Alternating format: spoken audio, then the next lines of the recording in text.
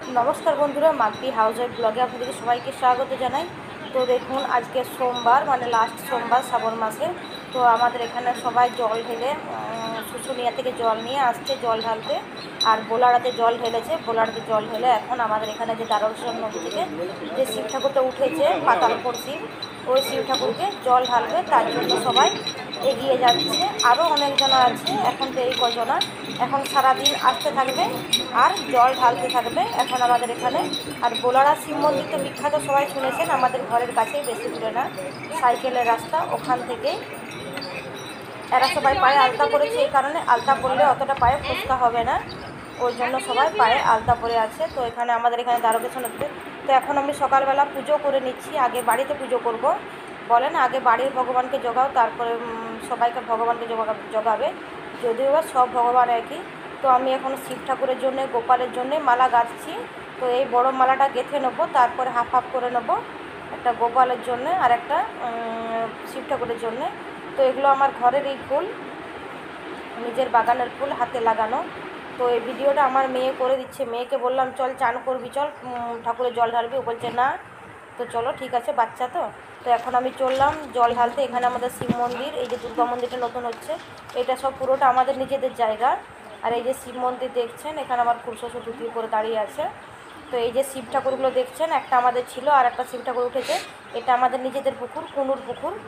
তো আমি আমাদের এই পুকুর থেকে, এটা আমাদের প্রতিষ্ঠা করা পুকুর, তো নিজেদের পুকুর থেকে জল নিয়ে এখন আমি ঢালবো। পুকুরটা অনেক বড়। তো এখানে আমি যাব বলে সবাই সরিয়ে যাচ্ছে, যেহেতু আমাদের এই গোটা মানে প্রপার্টিটা, তো আমাদেরকে খুব সম্মান করে সবাই। তো ওই জন্য সবাই সরিয়ে যাচ্ছে। এখন ফুল দিয়ে করে ওই ফুল দুধ সব নিয়ে চললাম জল ঢালবো বলে।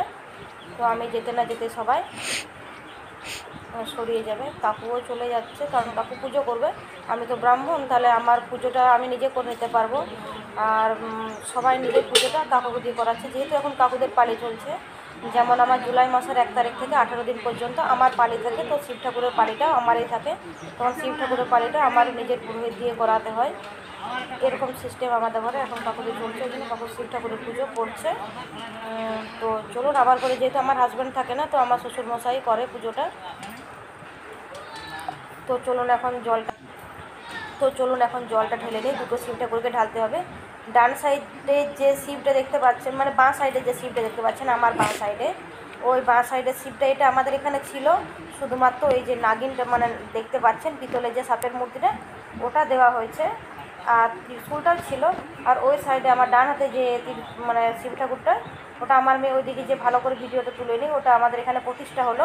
আপনারা সেই ভিডিওটা দেখে দিতে পারেন, তাহলে শিব ঠাকুরগুলোকে দুটোকে ভালো করে দেখাতে পারবো। এই যে ভিডিওটা করেছে, এটাই আমার ভাগ্য ভালো। তো এখন আগে আমি ধূপ ধরিয়ে নিচ্ছি, তারপরে ফুল দিয়ে পৈতেটাতে সব কিছু দিয়ে আমি নিজেই পুজো করে নেবো। তো খুব ভালো হয়েছে, আমাদের এখানে প্রতিষ্ঠাটা খুব বড় করে হয়েছে। তো ধূপগুলো হাওয়া দেয়নি, খুব সুন্দরভাবে তাড়াতাড়ি করে ধরে গেল। তো চলো এখন দুই শিব ঠাকুরকে একসঙ্গে দেখিয়ে দিচ্ছে। তারপরে এখানে ধূপাচিটা আছে, সবাই যে ধূপগুলো দিয়ে গেছে ওগুলো ফেলে দিলাম। তারপরে আমি ধূপগুলো ফেলে দিইনি, ধূপগুলো জ্বলে যে কাঠিগুলো হয়ে গেছিলো সেগুলো ফেলে দিলাম। তারপর আমি এখন ধূপ দিয়ে দিচ্ছে। তো পৈতেটা আগে দিয়ে দিলাম, যদি বা মেয়ে ছেলে পৈতে দিতে হয় কিনা জানি না, কাকুর কোনো গাড়ি আছে, দিয়ে দিলাম।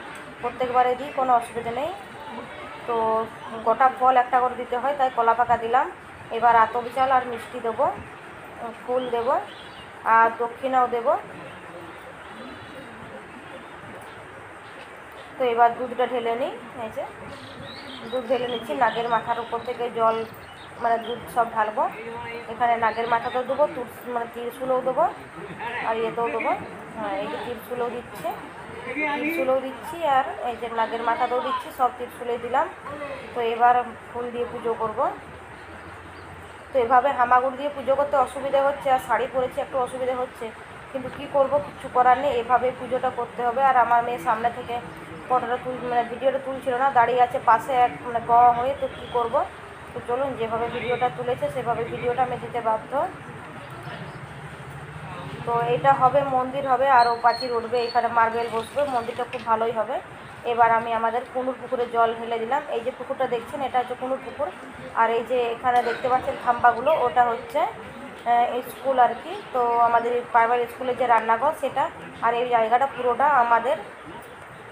আর এই যে পাশে দেখছেন যে ফাঁকাটা আছে, ওখানে আমরা দুর্গাপূজার ভোগ রান্না করি।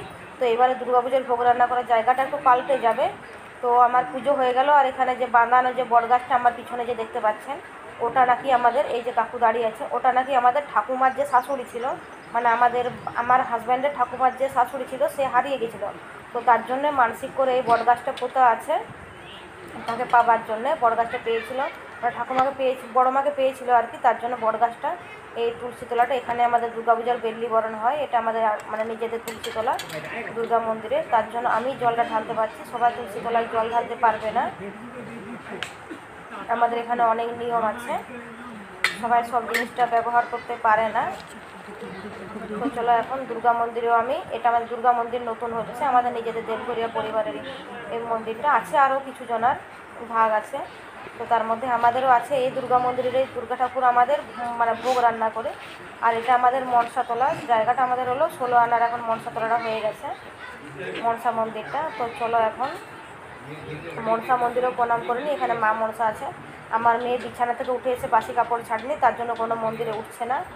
তো এখন আমি ভালো করে পুজোটা করে নিই, আপনাদেরকে পরে যদি কোনোদিন সময় কুলায় তখন আপনাদেরকে মন্দিরের ভিতরগুলো পুরো দেখাবো। আর আমাদের মনসা মন্দিরটাও নতুন হয়েছে, দুর্গা মন্দিরটাও নতুন হচ্ছে। প্রণাম করে নিলাম মা মনসাকে, সবাইকে জল একটু ফুল একটু ধূপ একটু দিয়ে দিলাম। তো চলুন এখন বাড়ি চলে যাবো, ভালো করে মা মনসা থানটার সামনেটা ধুয়ে দিলাম, যেহেতু আবার